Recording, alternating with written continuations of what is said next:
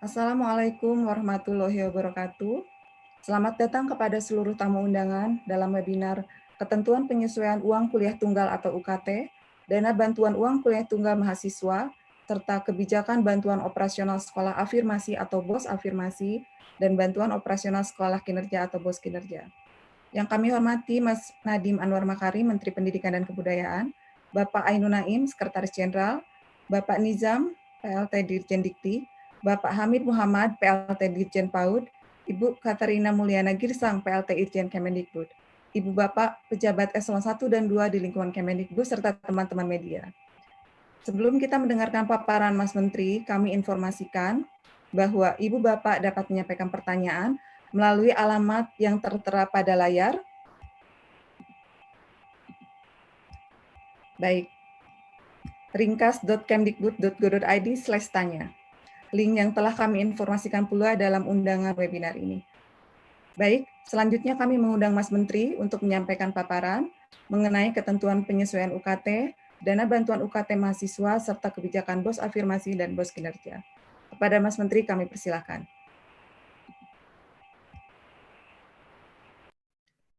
Terima kasih yang terhormat para Dirjen dan Sekjen dan staf khusus Kementerian Pendidikan dan Kebudayaan, dan kepada semua teman-teman media dan member daripada webinar ini, partisipan, Assalamualaikum warahmatullahi wabarakatuh.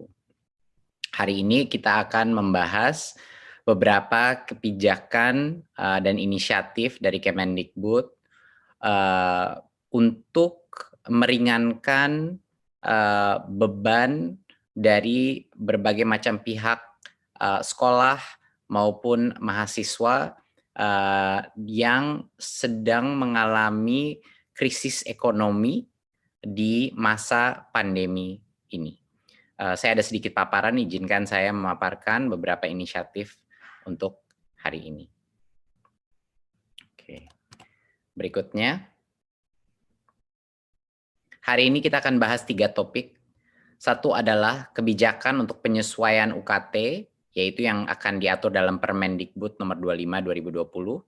Yang kedua adalah dana bantuan, dan ini dana alokasi baru untuk UKT mahasiswa di tahun 2020 yang terutama diutamakan untuk perguruan tinggi swasta.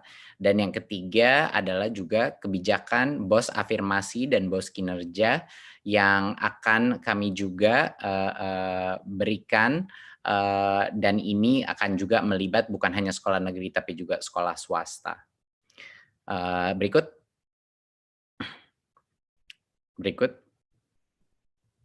Oke. Kami akan mengeluarkan Permendikbud yang memberikan keringanan UKT di bawah ruang lingkup kita, yaitu PTN, ya, untuk keringanan UKT bagi mahasiswa. Kami mendapat berbagai macam tanggapan, berbagai macam input dari grup-grup mahasiswa, grup-grup dosen, dan grup-grup lainnya yang telah menceritakan betapa besarnya beban bagi banyak sekali mahasiswa yang merasa dengan adanya belajar dari rumah, baik krisis ekonomi yang mungkin menimpa orang tua mereka dari sisi penghasilan, dan juga mereka tidak bisa mengakses berbagai macam fasilitas. Jadinya mereka meminta apakah ada arahan dari Kemendikbud untuk meringankan beban UKT mereka. Dan ini adalah jawaban bagi mahasiswa-mahasiswa tersebut. Kami akan mengeluarkan kebijakan baru di mana masing-masing universitas itu boleh dan bisa mensesuaikan UKT secara eksplisit untuk keluarga yang mengalami kendala finansial akibat pandemi COVID-19. Yang tadinya tidak ada rumah regulasi untuk bisa melakukan ini, sekarang kita lanjutkan, kita berikan secara eksplisit. Dan kami memberikan arahan bahwa mahasiswa itu tidak wajib membayar UKT jika sedang cuti kuliah atau tidak mengambil kredit, tidak mengambil SKS sama sekali. Misalnya dia hanya menunggu kelulusan. Jadi dia tidak wajib membayar UKT dalam situasi seperti ini. Dan poin C adalah pemimpin perguruan tinggi dapat memberikan keringanan UKT dan atau memperlakukan UKT baru terhadap mahasiswa. Dan ini adalah berdasarkan kesepakatan Majelis Rektor PTN pada tanggal 22 April 2020 ini. Jadi ini merupakan suatu kesepakatan berdasar hasil dari musyawarah dengan berbagai macam rektor PTN kita. Dan yang keempat adalah mahasiswa di masa akhir kuliah, dia maksimal diwajibkan membayar maksimal 50% dari UKT jika dia hanya mengambil 6 atau di bawahnya SKS, 6 SKS atau di bawahnya. Jadi ini untuk yang semester 9 bagi mahasiswa program sarjana dan sarjana terapan, dan juga untuk yang semester 7 bagi mahasiswa program diploma. Jadinya arahan kebijakan ini manfaatnya apa untuk mahasiswa? Jadi keberlanjutan kuliah tidak terganggu selama pandemi. Ya, mereka bisa menghemat biaya walaupun mereka tidak menikmati fasilitas dan layanan kampus, dan memberikan fleksibilitas pembayaran dan juga penghematan di akhir masa kuliah. Berikut.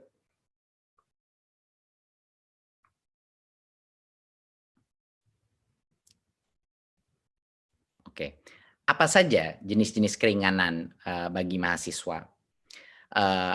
Mereka bisa mencicil UKT, ya, dan jangka waktu pembayaran cicilannya pun bisa disesuaikan dengan kemampuan ekonomi mahasiswa.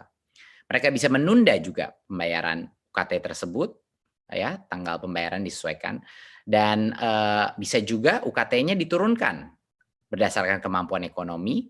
Bisa juga ada fleksibilitas untuk pemberian beasiswa, dan juga bantuan infrastruktur dalam arti jaringan internet, pulsa, dan lain-lain. Masing-masing universitas diberikan kemerdekaan untuk menentukan berapa komposisi yang terbaik sesuai dengan kemampuan mereka masing-masing. Tapi ini adalah beberapa sebelum kebijakan ini belum ada arahan atau peta regulasi untuk melakukan berbagai macam relaksasi pembayaran, pencicilan, dan penggratisan UKT.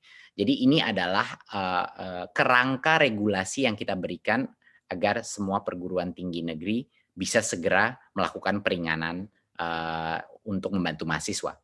Berikut. Ini bukan hanya kebijakan, tapi sudah dilaksanakan banyak sekali perguruan tinggi negeri. Kami telah berkoordinasi dengan berbagai macam perguruan tinggi negeri yang sudah maju duluan. Jadi saya ingin ucapkan apresiasi saya yang sebesar-besarnya kepada para rektor dan para dosen-dosen di universitas yang sudah maju duluan untuk melakukan relaksasi UKT di masing-masing kampusnya, terutama Universitas Gadjah Mada, IPB, Universitas 11 Maret, UNY, Universitas Negeri Surabaya, Universitas Negeri Semarang, dan Universitas Negeri Gorontalo. Saya apresiasi yang sebesar-besarnya bahwa para rektor di universitas ini telah melakukan berbagai macam contoh peringanan UKT, baik dari sisi cicilan, ada yang memberikan keringanan, ada yang memberikan subsidi internet, dan lain-lain. Ini jadi dengan adanya regulasi Permendikbud ini, yang kita harapkan adalah agar semua PTN akan segera menyusul dan melaksanakan relaksasi UKT di masing-masing kampusnya. Berikut. Ya, poin yang kedua adalah bukan hanya dalam bentuk regulasi kami mendorong relaksasi UKT ini dan peringanan beban untuk mahasiswa, tapi kami juga menganggarkan dana dari Dikti. Ya, kami akan menambahkan jumlah penerima bantuan sebanyak lebih dari 400.000 mahasiswa. Dan mayoritas dari ini terutama adalah untuk mahasiswa PTS. Kenapa? Untuk mahasiswa perguruan tinggi swasta. Karena Permendikbud yang sebelumnya ruang lingkupnya adalah relaksasi UKT untuk perguruan tinggi negeri. Dan itu juga pendanaan dari APBN kalau perguruan tinggi negeri. Kami merasa bahwa banyak sekali mahasiswa dan universitas swasta yang sebenarnya sangat rentan bisa tidak lulus atau tidak mampu membayar UKT mereka dan akhirnya harus keluar sekolah. Dan juga dari sisi institusi perguruan tinggi swasta, mereka semua pendapatannya, pendanaannya kebanyakan itu dari UKT-nya mahasiswa. Jadinya bukan hanya mahasiswanya yang rentan, tapi institusinya juga rentan. Jadi kami, seperti yang dibilang kemarin, kami di Kemendikbud adalah Kementerian Pendidikan dan Kebudayaan, bukan Kementerian Pendidikan dan Kebudayaan Sekolah dan Perguruan Tinggi Negeri. Kami ruang lingkup kami adalah dua-duanya, swasta dan negeri, karena dua-duanya menjadi mitra pendidikan nasional Indonesia. Jadi harus ada perhatian. Jadi kami mengalokasikan dari sekitar sisa anggaran kami 4,1 T untuk beasiswa pendidikan tinggi, kami mengalokasikan sekitar 1 T untuk dana bantuan UKT mahasiswa, yang terutama akan dimanfaatkan untuk perguruan tinggi swasta. Ya. Dan ini memberikan bantuan UKT, jadinya ini khusus untuk pembayaran UKT yang sedang menjalankan kuliah, tapi bukan pemegang KIP kuliah. Berarti ini adalah untuk mahasiswa-mahasiswa yang sudah berada di semester-semester tertentu di perguruan tinggi dan dengan kondisi keuangan yang rentan karena terkena dampak pandemi. Ya, di luar ini tentunya program-program yang lain masih berjalan. Dana KIP kuliah yang kami targetkan tahun ini untuk 200.000 masih berjalan. Ini adalah untuk murid-murid baru yang akan baru saja masuk ke universitas, itu masih terjaga, dan tentunya bidik misi yang tahun lalu sudah penerima itu akan terus kita lanjutkan dan tidak ada penurunan di situ. Ya, jadinya tapi untuk yang 410.000 mahasiswa ini adalah mahasiswa baru yang teridentifikasi sebagai rentan dari sisi ekonomi dan bisa saja mengalami kesulitan membayar UKT mereka, dan terutama untuk mahasiswa di perguruan tinggi swasta. Berikut. Ya, ini sedikit kisi-kisi mengenai kriterianya. Yang pertama adalah yang terpenting ada kendala finansial, dan mereka tidak status beasiswanya tidak boleh dibiayai oleh program KIP kuliah, jadi tidak ada tumpang tindih dari program KIP kuliah ataupun program beasiswa lainnya. Dan jenjang kuliahnya ini adalah untuk dua-duanya mahasiswa PTS dan PTN, tapi diutamakan adalah yang PTS yang sedang menjalankan perkuliahan di semester 3, 5, dan 7. Jadi ini untuk mahasiswa yang existing, bukan mahasiswa baru, yang existing di dalam perguruan tinggi kita, yang punya resiko drop out yang tinggi, punya resiko tidak bisa bayar UKT di perguruan tinggi. Berikut. Untuk kebijakan ketiga kita adalah kebijakan baru dalam mengalokasikan BOS afirmasi dan BOS kinerja untuk sekolah-sekolah yang paling membutuhkan. Berikutnya. Ya, seperti yang kita tahu dan sebelumnya sudah kita umumkan beberapa kali, bahwa BOS reguler sebelum pandemi COVID-19, mohon maaf, ini adalah diberikan dengan berbagai macam kriteria. Tapi kita sudah ubah di masa pandemi COVID-19, diberikan maksimum fleksibilitas dan dananya ditransfer langsung ke sekolah. Ya, jadinya untuk krisis COVID-19 ini bisa digunakan berbagai macam hal, seperti digunakan untuk fasilitas kesehatan, digunakan untuk kuota internet, baik murid maupun orang tua, dan berbagai macam kebutuhan belajar jarak jauh, dan kebutuhan protokol kesehatan. Nah, sekarang untuk hari ini kita akan diskusikan topik 2 jenis BOS lainnya, yaitu BOS afirmasi dan BOS kinerja. BOS afirmasi itu ada sekitar 2 triliun dan BOS kinerja ada sekitar 1,2 triliun. Sebelumnya, dana BOS afirmasi ini adalah pendanaan yang diberikan khusus kepada sekolah negeri saja di daerah 3T. Dan BOS kinerja tadinya pendanaan yang diberikan untuk sekolah negeri yang berkinerja baik. Nah, perubahan yang terjadi, keputusan kebijakan kita karena adanya krisis COVID-19 adalah dua-duanya BOS afirmasi dan BOS kinerja sekarang difokuskan dan diprioritasi untuk daerah yang paling membutuhkan dan terdampak oleh COVID-19. Karena situasinya sekarang banyak sekali area yang ekonominya terpukul keras dengan adanya COVID-19. Bukan hanya di daerah-daerah 3T. Ada banyak daerah yang terpukul ekonominya keras, yang mungkin tidak di daerah 3T, misalnya di beberapa daerah di kota-kota, ya. Tapi yang daerah yang kemampuan ekonominya cukup rendah dan karena terdampak dengan berbagai macam pembatasan social distancing, sehingga faktor ekonominya pun kita pertimbangkan. Dan yang tadinya ini hanya untuk sekolah negeri, kita buka pendanaan BOS afirmasi dan BOS kinerja untuk sekolah swasta. Kenapa kita lakukan ini? Karena kami sama seperti perguruan tinggi swasta, sekolah swasta ini sebagai institusi mereka paling rentan karena banyak sekali pembayaran SPP mereka tertunda, banyak sekali orang tua yang tidak bisa membayar SPP pada saat ini, sehingga dari sisi keuangan mereka paling rentan. Dan yang kita tidak mau terjadi adalah banyak sekali sekolah-sekolah swasta yang akhirnya tutup karena kondisi krisis ekonomi yang disebabkan oleh COVID-19. Jadi ini adalah upaya pemerintah untuk memastikan memberikan bantuan untuk daerah yang paling butuh ini mendapatkan BOS afirmasi dan BOS kinerja, tapi bukan cuma sekolah negeri, tapi juga sekolah swasta yang menurut kami malah lebih lagi rentan di daerah-daerah. Berikutnya. Ya, dana ini per sekolah per tahun sekitar 60 juta rupiah per tahun. Dan seperti yang kami sebut sebelumnya, ini adalah untuk sekolah swasta dan sekolah negeri, bukan hanya eksklusif buat sekolah negeri. Dan ini disalurkan langsung dari Kementerian Keuangan kepada rekening sekolah.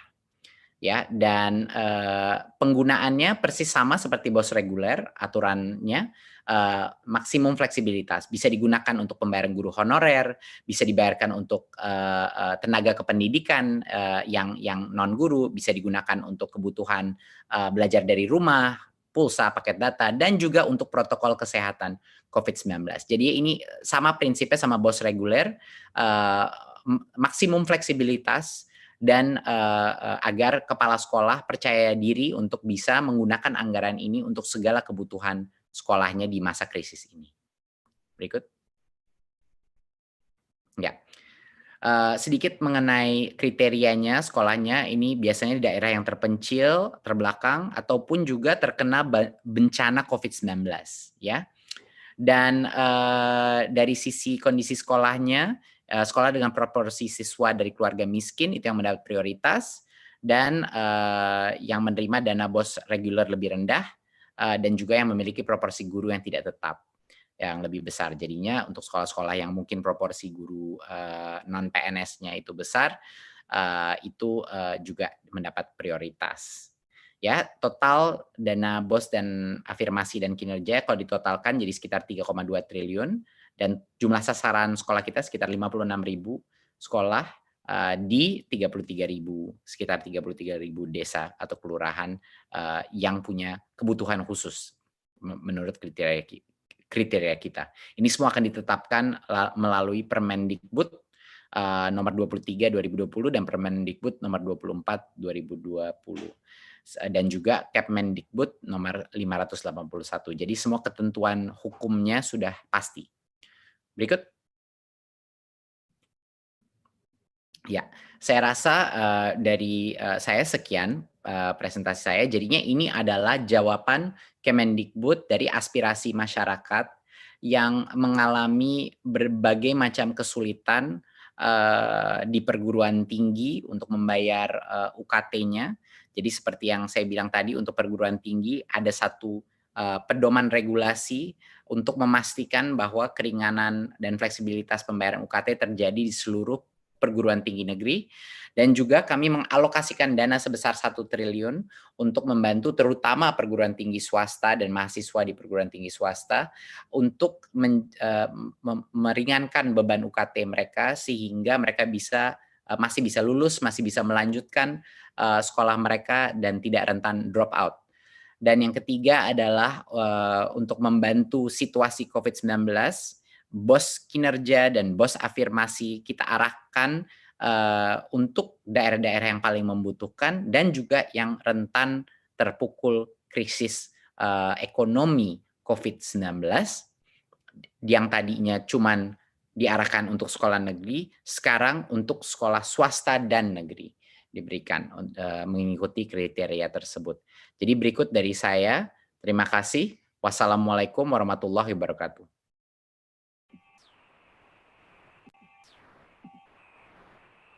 Baik, terima kasih Mas Menteri atas paparan yang komprehensif dan sangat jelas. Selanjutnya kita memasuki sesi tanya jawab. Dapat kami informasikan kembali bahwa Ibu Bapak sekalian dapat menyampaikan pertanyaan melalui link ringkas.kemdikbud.go.id/tanya.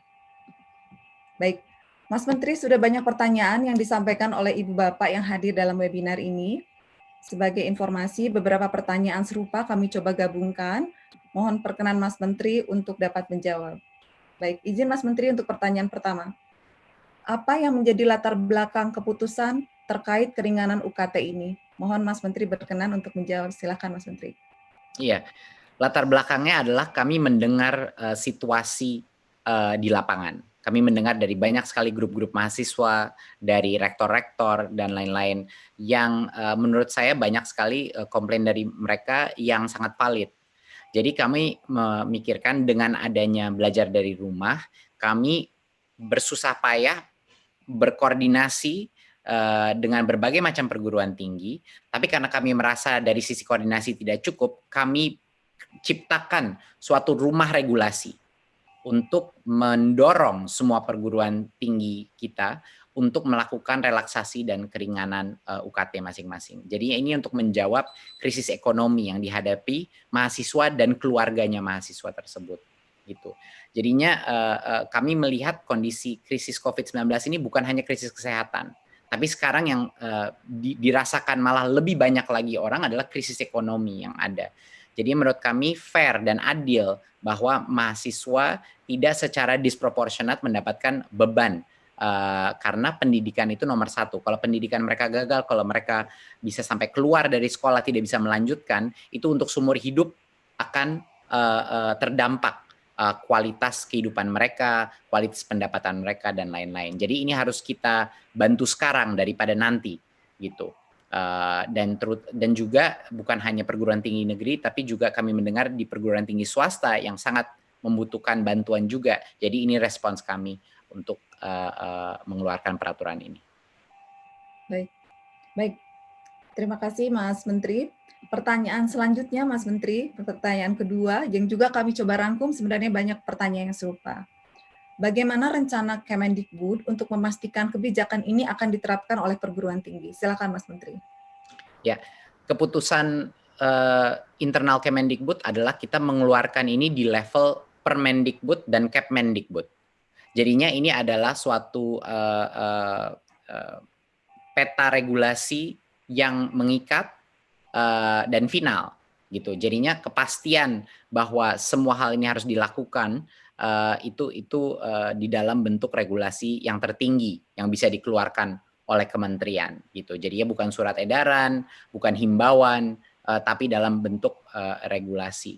Dan ini memberikan fleksibilitas maksimum sesuai dengan kebutuhan atau kemampuan masing-masing perguruan tinggi negeri untuk memilih mau menggunakan tool apa.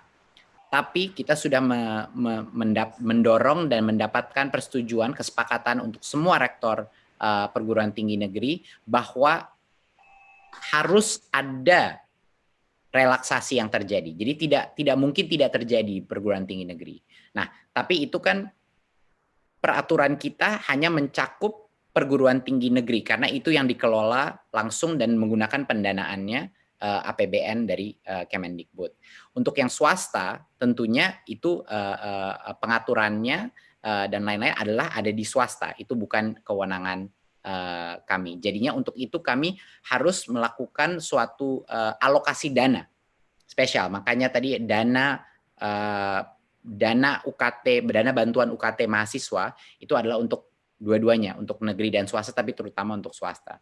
Karena kita tidak punya kewenangan untuk melakukan itu secara langsung. Jadi kita adalah ada di swasta, tuan dana kewenangan kami. Jadinya untuk itu kami harus melakukan suatu alokasi dana spesial. Makanya tadi dana UKT, dana bantuan UKT mahasiswa itu adalah untuk keduanya, untuk negeri dan swasta, tapi terutama untuk swasta. Karena kita tidak punya kewenangan untuk melakukan itu secara langsung. Jadi kita Baik. Baik, terima kasih Mas Menteri. Mohon maaf ada sedikit gangguan teknis. Berikutnya pertanyaan juga yang juga telah kami terima Mas Menteri. ini sifatnya konfirmasi, hanya ingin mengkonfirmasi bahwa dana bantuan pandemi ini akan merupakan tambahan bantuan baru. Mohon Mas Menteri dapat memberikan konfirmasi. Silakan Mas Menteri. Betul, dana bantuan UKT itu merupakan realokasi dari anggaran kita di Dikti sampai 1 triliun untuk 400.000 plus mahasiswa baru yang kami antisipasi akan punya masalah untuk membayar UKT mereka dan bisa potensi tidak melanjutkan pendidikan mereka, ya. Jadi nanti proses seleksinya bekerja sama dengan masing-masing perguruan tinggi, tapi ini adalah 400.000 nama mahasiswa baru. Jadi ini bantuan baru. Baik. Baik, terima kasih Mas Menteri. Izin melanjutkan pertanyaan selanjutnya Mas Menteri. Ini agak panjang pertanyaannya Mas Menteri. Dengan kebijakan dana BOS reguler, dana BOS afirmasi, dan dana BOS kinerja yang penggunaannya menjadi prerogatif kepala sekolah, saat ini banyak kepala sekolah yang masih takut dalam memanfaatkan fleksibilitas ini. Demikian rupanya Mas Menteri. Pertanyaannya, apakah ada jaminan tambahan yang dapat diberikan Kemendikbud terkait hal ini? Mohon perkenan Mas Menteri untuk dapat menjawab, silakan. Ya, kami sudah tekankan berkali-kali dan sekarang sudah dikukuhkan dalam regulasi levelnya paling tinggi, yaitu Permendikbud, dan sudah ada penjelasan dan juknis yang jelas sampai butir-butir apa saja yang bisa digunakan untuk itu dibuat secara eksplisit di dalam kerangka regulasi kita. Jadinya itu yang harus menjadi pegangan kepala dinas dan para kepala sekolah untuk meningkatkan kepercayaan diri mereka untuk mengeluarkan dana ini untuk kebutuhan protokol kesehatan, untuk kebutuhan honorer guru-guru mereka, dan lain-lain. Jadinya mohon digunakan pedoman kita, pedoman juknis dan semua uraian penggunaan anggaran BOS itu sebagai pegangan di masing-masing level, ya, baik dari kepala dinas maupun kepala sekolah, agar mereka dengan confident, dengan percaya diri bisa menganggarkan untuk kebutuhan yang langsung. Karena memang di kondisi seperti ini membutuhkan kepemimpinan yang kuat dan tegas, tapi juga pemerintah harus memberikan aturan main yang jelas, gitu. Jadinya dengan ini mohon dilihat dokumen-dokumen regulasinya karena sudah tertera secara rinci bahwa semua kebutuhan baik dari protokol kesehatan, belajar jarak jauh, kuota dan lain-lain itu boleh digunakan di BOS dan fleksibilitas sekat-sekat berapa persen digunakan apa itu sudah dibuka untuk memberikan maksimum fleksibilitas. Jadi itu harusnya sudah cukup bagi kepala sekolah mengambil tindakan yang terbaik untuk guru-guru, murid dan keluarga para murid-murid mereka.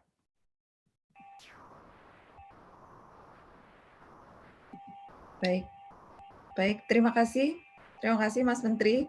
Izin Mas Menteri membacakan pertanyaan terakhir. Sebenarnya banyak sekali pertanyaan, tetapi karena kami mencoba untuk merangkum pertanyaan-pertanyaan yang serupa, berikutnya adalah pertanyaan yang terkait dengan SPP.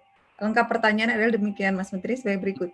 Apakah kemudian SPP akan berkurang dengan adanya dana BOS ini bagi swasta? Silakan Mas Menteri. Ya, pertama harus saya jelaskan sekali lagi bahwa SPP sekolah swasta itu bukan kewenangannya Kemendikbud maupun pemerintah pusat maupun pemerintah daerah.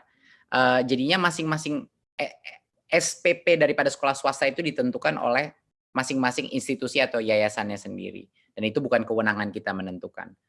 Situasi yang sedang terjadi yang kami dengar dari lapangan adalah banyak sekali sekolah swasta di daerah yang macet menerima SPP dari orang tua murid-muridnya. Dan karena situasinya ada beberapa hal, banyak yang juga tidak mengerti bahwa belajar dari rumah itu belajar dari rumah dan mungkin ada yang terdampak krisis ekonomi, jadinya ada yang sebagian yang tidak mau membayar SPP, ada sebagian yang tidak mampu membayar SPP. Jadinya pemerintah menentukan bahwa harusnya BOS afirmasi dan kinerja ini bisa juga didapatkan untuk sekolah swasta.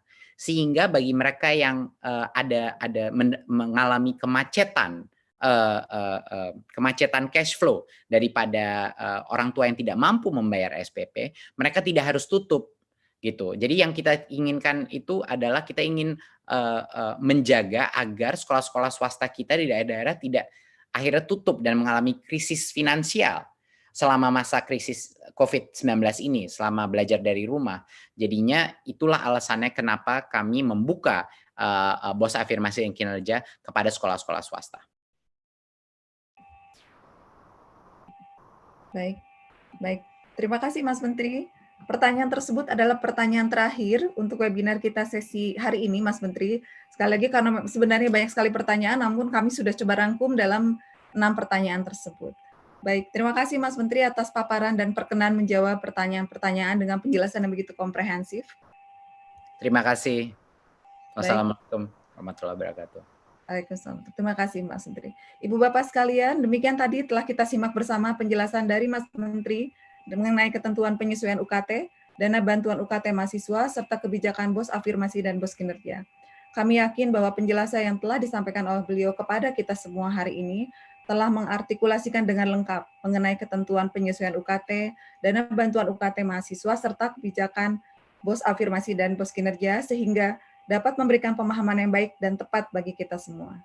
Terima kasih Mas Menteri sekali lagi, dan kepada semuanya Ibu Bapak sekalian, terima kasih atas partisipasi dan kerjasama yang baik sehingga acara ini dapat berlangsung dengan lancar dan baik. Wassalamualaikum warahmatullahi wabarakatuh.